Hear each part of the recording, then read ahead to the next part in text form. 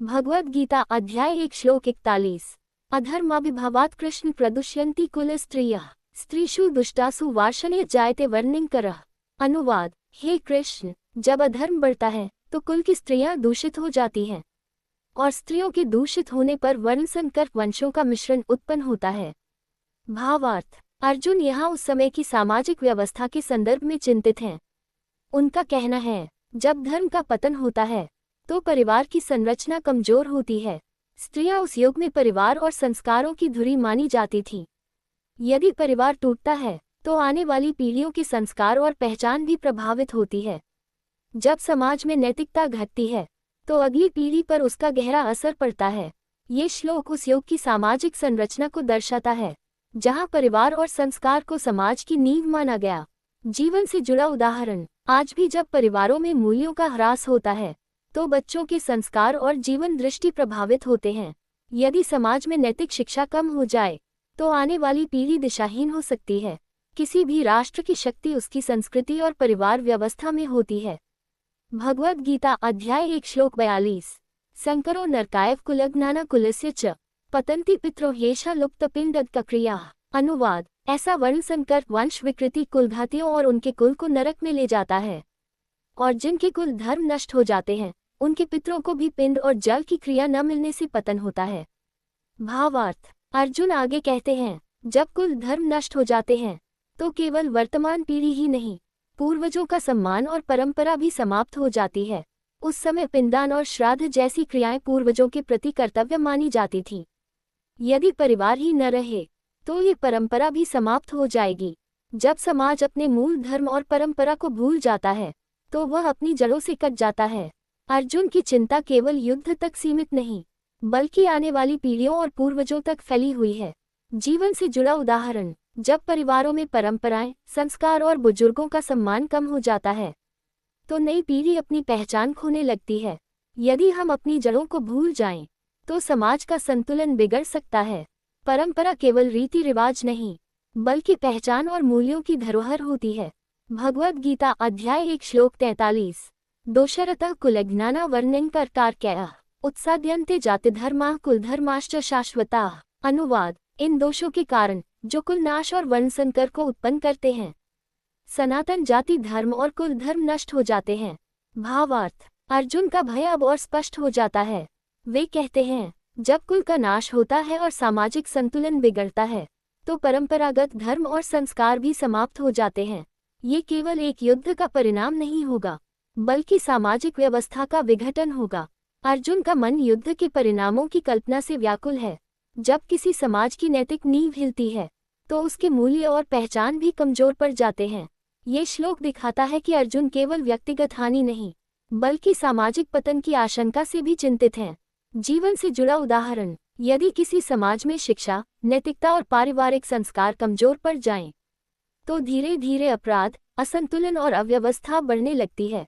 जब परंपरा और मूल्यों की रक्षा नहीं होती तो समाज अपनी दिशा खो सकता है। मजबूत समाज वही है जो अपने मूल्यों को संभाल कर रखे। भगवद गीता अध्याय 1 श्लोक 44। उत्सन्न कुल धर्माना मनुष्याना जनार्दन नरके नियतम वासो भवतीत्यनुशुश्रुम। अनुवाद। हे जनार्दन, जिन मनुष्यों के कुल धर्म नष्ट हो जाते हैं उनका निश्चित ही नरक में वास होता है, ऐसा हमने सुना है। भावार्थ। अर्जुन कहते हैं कि उन्होंने परंपरा और शास्त्रों से सुना है, जिस परिवार के धर्म और संस्कार नष्ट हो जाते हैं उसका पतन निश्चित है। यहाँ अर्जुन अपने निर्णय को शास्त्रीय आधार से सही ठहराने की कोशिश कर रहे हैं। उनकी चिंता केवल वर्तमान युद्ध नहीं है बल्कि भविष्य की पीढ़ियों और आध्यात्मिक परिणामों तक फैली हुई है। लेकिन अभी भी उनकी दृष्टि अधूरी है। वे युद्ध को केवल विनाश के रूप में देख रहे हैं, धर्म की रक्षा के रूप में नहीं।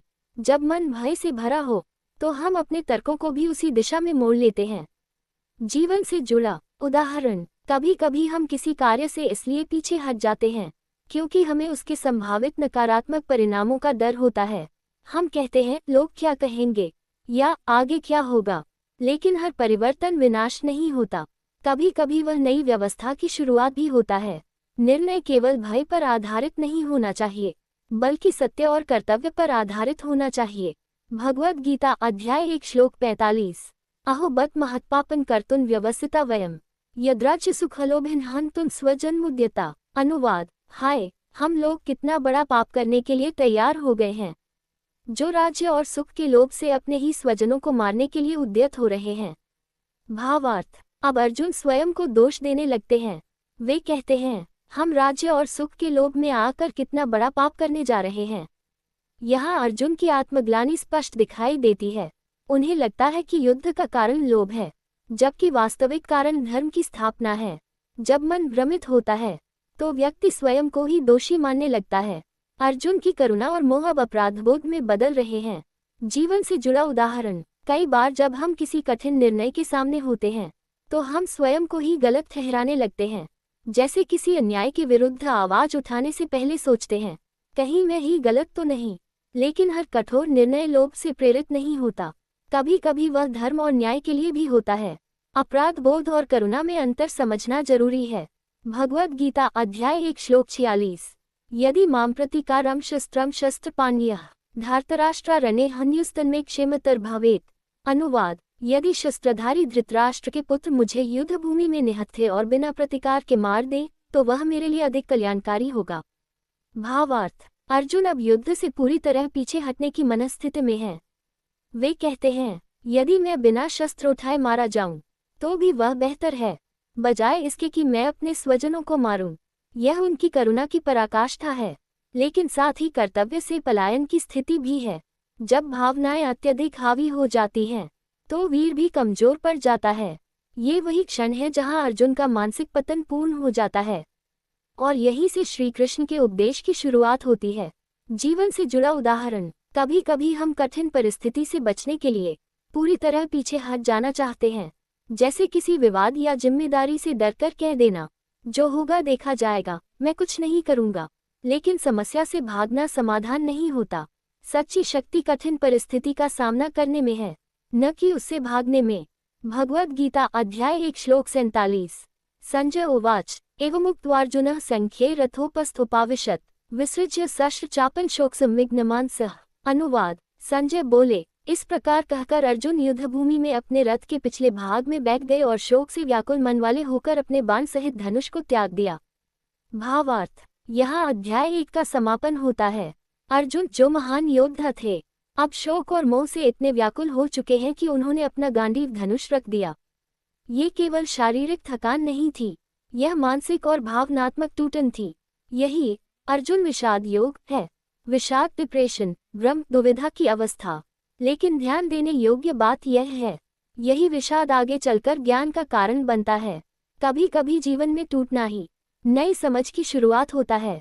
अगर अर्जुन ये प्रश्न न पूछते तो गीता का दिव्य ज्ञान प्रकट नहीं होता।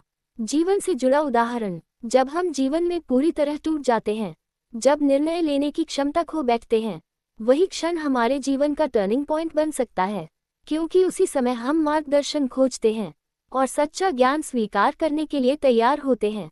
हर संकट विनाश नहीं होता, कभी कभी वह आत्मज्ञान की शुरुआत होता है। इस प्रकार अध्याय 1 पूर्ण होता है। भगवद गीता सुनने के लिए चैनल सब्सक्राइब करें। जय श्री कृष्णा।